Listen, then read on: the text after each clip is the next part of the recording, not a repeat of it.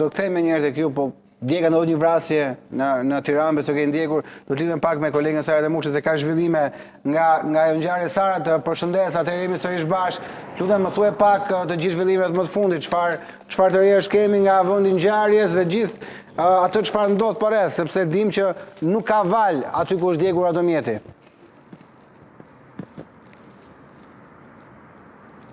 Të përshëndes timin, në fakt jemi zhvendosur në një vend tjetër në zonën e Fushkrujës, ku në fakt ajo çfarë bëhet me dije sa i përket vendit në cilin është gjetur automjeti i djegur, ne kemi arritur të marrim edhe pamje nga vendi ku ditën e djeshme është gjetur edhe automjeti tip Toyota i djegur nga ana e policisë. Në fakt sa i përket distancës nga Rinasi në drejtim të zonës ku gjet ky mjet i djegur, bëhet fjalë se është rreth 10 kilometra, ndërsa nga rruga nacionale që të çon në Krujë deri në vendin ku gjet ky automjet i djegur, bëhet me dije në fakt, nuk e di nëse edhe regjia është duke na ndihmuar me pamje nga vendi ku ne kemi xhiruar sa i përket pikërisht ambientit.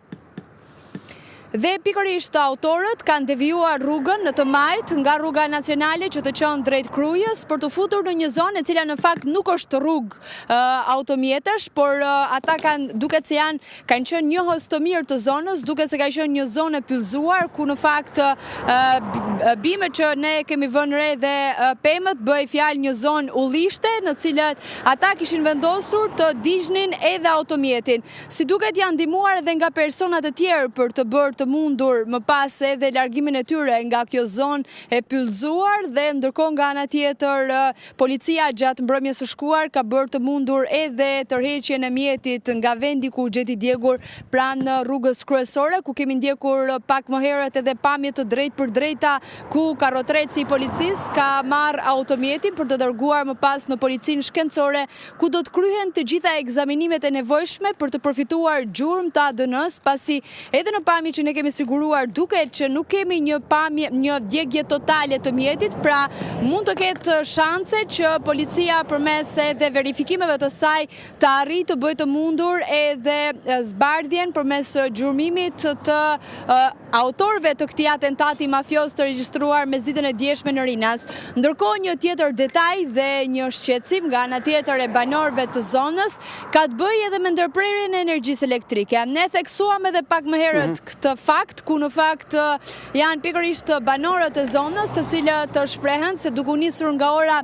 15 deri pas orës 16 e gjithë zona ka pasur ndërprerje të energjisë elektrike. Por duke u nisur edhe më herët nga ngjarje kriminale, ku jo në pak raste grupet kriminale depërtojnë edhe deri në raste të ngjashme, pra në ndërprerjen e energjisë elektrike, jo pa qëllim. Për faktin e vetëm, ndërprerjen e energjisë me qëllim që kamerat e sigurisë të mos filmojnë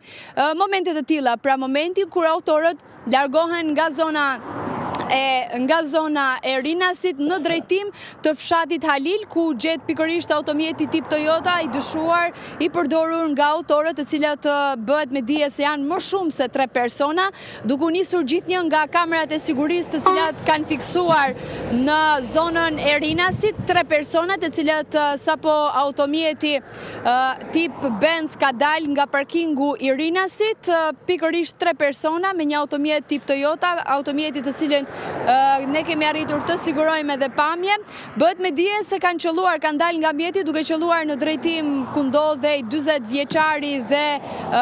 i cili mbeti plagosur dhe Dani, i cili mbeti viktim, dhe më pas këta të fundit në tentativë për të larguar nga breshëria e automatikut, në tentativë për të larguar drejt Tiranës, më pas duket sikur drejtuesi i mjetit humb kontrollin mbi mjetin dhe automjeti ndalon pranë rreth rrotullimit të Rinasit në kundërshtim me rregulloren